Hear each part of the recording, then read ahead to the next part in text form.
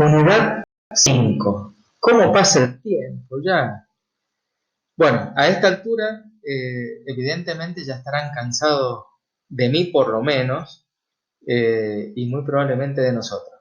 Entonces, para no defraudarlos y para seguirlos entretenidos con la materia, vamos a hablar de esta unidad que, como les vengo anticipando, están relacionadas con las unidades más complejas, que son las últimas, ¿no?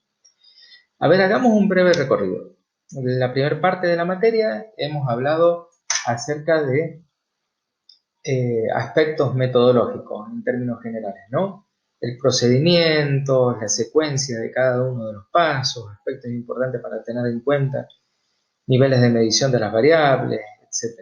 Y ahora estamos, muestreo también, ahora estamos en una parte donde hemos superado la estadística básica, que fue el análisis de frecuencia, de porcentaje, el de media, desviación estándar, las medidas de forma, etc. Para adentrarnos a bueno, dicho concretamente, a la estadística inferencial. Ustedes vieron, nosotros habíamos hablado de que la estadística se dividía en dos: la estadística descriptiva, que es lo que venimos haciendo hasta ahora, hasta la unidad 4, y poco a poco vamos a ir hablando de la estadística inferencial. Pero para poder hacer eso, necesitamos aprender algo que tiene que ver con la probabilidad, ¿no? ¿Y por qué hablar de probabilidad? Bueno, les anticipo que el tema de probabilidad acá es muy importante porque casualmente la estadística inferencial, como ustedes recuerdan, lo que hace es suponer determinadas características, analizando una muestra, suponer características de la población. Y para eso necesitamos saber cuál es el margen de error que nosotros estamos cometiendo cada vez que hacemos una afirmación, porque sería muy irresponsable decir que algo puede suceder cuando ese mismo resultado puede atribuirse al azar. Entonces, ahí vamos a ir entendiendo el porqué de de la, de la necesidad de hablar de probabilidad y de estudiar un poquito de probabilidad. Vamos a empezar por lo básico, ¿no? ¿Cómo es el tema de la probabilidad? Siempre estuvo la idea de la probabilidad, a decir verdad, siempre ha estado, aunque demoramos bastante tiempo para encontrar una sistematización dentro de la matemática y poder hacer un cálculo, ¿no? Antes la probabilidad estaba más relacionada a una cuestión intuitiva, ¿no? Eh, yo me imagino en aquel tiempo, ¿no? ¿Qué probabilidad hay que exponiéndome a un animal peligroso me ataque? Y bueno, la verdad que eh, si hubo descendencia de esa persona es porque supuso que había mucha probabilidad de que fuera atacado, ¿eh? Pero recién hasta mediados de 1800 empiezan a sistematizarse algunos cálculos en relación a la probabilidad. Pues había que encontrar una forma de poder anticipar sin la necesidad de experimentarlo en carne propia.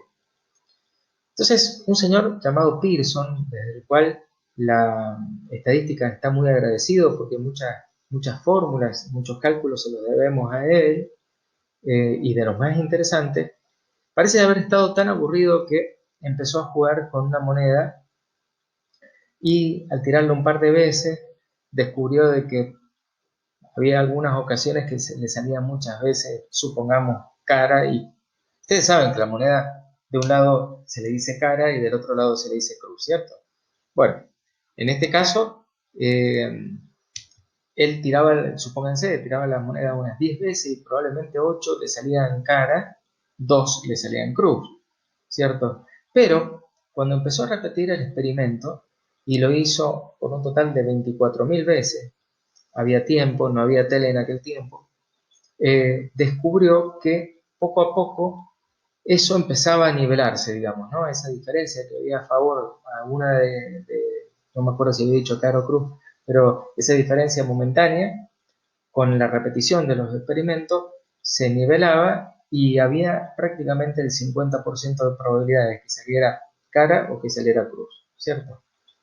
Entonces, así, vamos a ver si encuentro el señalador acá.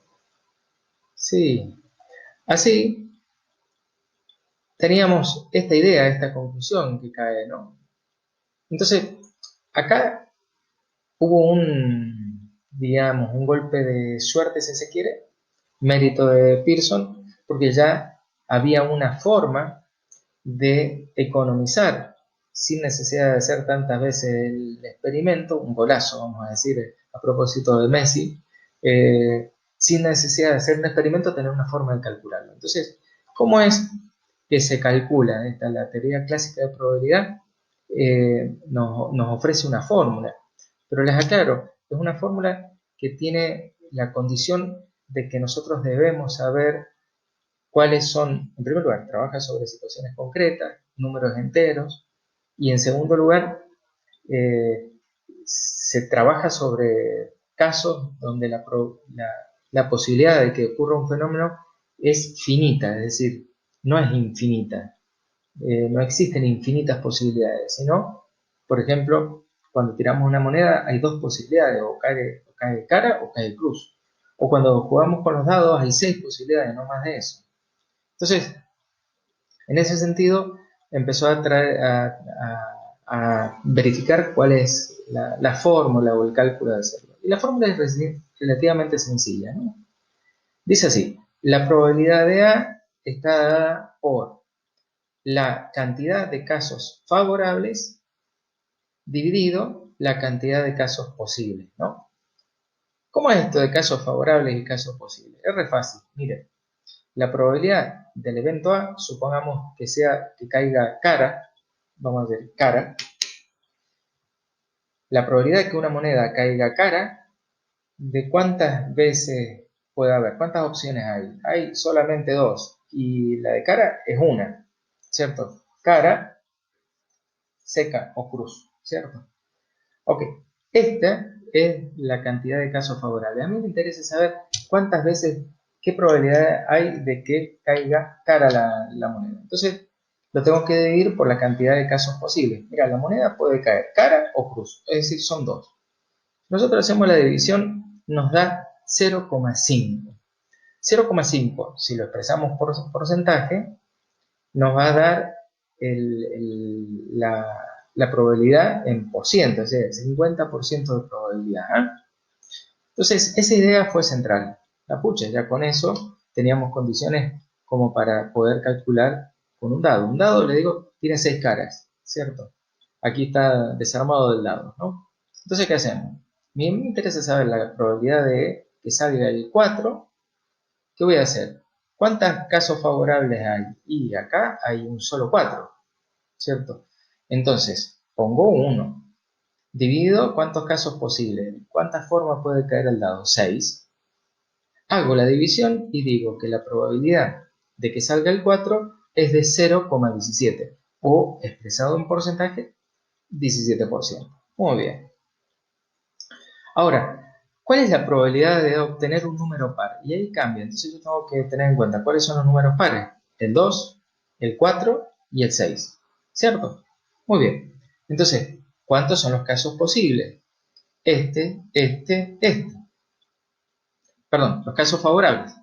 1, 2, 3, que sería el 3.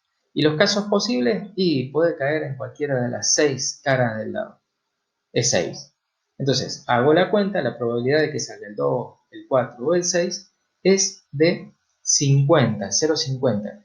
Expresado en porcentaje, 50%. ¿Eh? Nosotros cambiamos de estrategia. Ahora vamos a jugar a la lotería. Miren, sabemos que tenemos 100 números en el bolillero, ¿cierto? Entonces, ¿cuántos números posibles hay? 100. Pero queremos saber qué probabilidad hay y que te toque alguno de estos del cartón. Entonces, ¿qué tenemos que hacer? Y contar la cantidad de números. 1, 2, 3, 4, 5, 6, 7, 8, 9, 10, 11, 12, 13, 14, 15. Entonces, la cuenta sería 15 dividido 100. Sacala. Y de ahí me decís qué porcentaje te da. ¿Eh?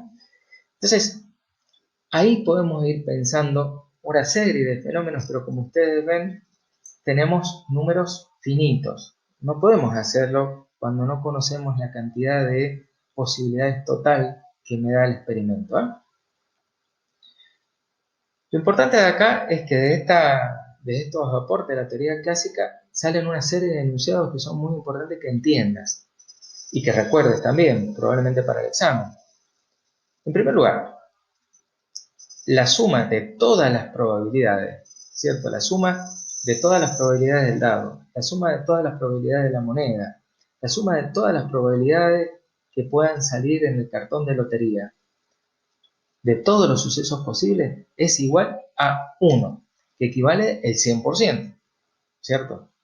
Entonces, si esto es la suma de los sucesos posibles, un suceso imposible es igual a 0. No existe el suceso imposible, ¿cierto? Porque escapa a la teoría de la probabilidad. ¿Ah? Si la probabilidad de un suceso A, de la moneda, y su contrario B vale 1, si 0,50 y 0,50, la probabilidad de B es igual a la resta de 1 menos la probabilidad de A. Es fácil. Miren, si yo sé que cara o cruz es igual a 1, sabiendo cuál es la probabilidad de una de las dos, ya sé la otra. Para el caso de la moneda es re fácil, pero para el caso del dado ya tiene un poco más de sentido. Yo sé la probabilidad de 1, ¿cierto? Si quiero saber la probabilidad de los 5 restantes, ¿cómo haría? Miren, vamos a volver rápidamente para atrás. Ahí estamos. Sabíamos que la probabilidad de 1 era 0,17. Entonces, la probabilidad de 1, 2, 3, 4, 5 casos ahora que me interesa averiguar, entonces, ¿cómo la tendría que hacer? Bueno, 0,17, perdón, 1, que es la probabilidad de todo, menos 0,17, ¿cierto? Muy bien. La última propiedad.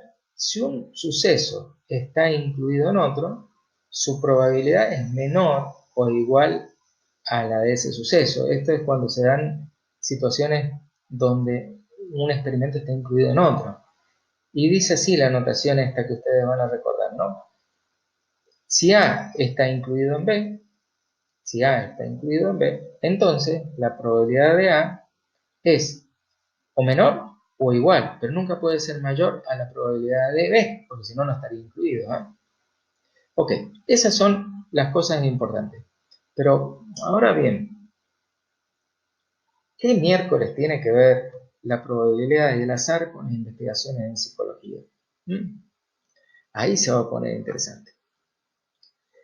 Miren, vamos a hacer esto re fácil. Yo decido desafiar a mi amigo y le digo que yo tengo poderes para determinar que la moneda caiga de una determinada forma, ¿no? A ver, acá he puesto que caiga del lado de la cara, ¿eh? Y Pablo me hace la contra y me dice que él tiene los verdaderos superpoderes, ¿no? Y ustedes tienen que decir a quién le va a creer, a ver, quién va a tener razón. Yo como experimento y 5 de las 10 veces que tiré la monedita me cae en cara y 5 me caen en cruz. Y sin embargo lo sigo afirmando, ¿no? Yo tengo superpoderes.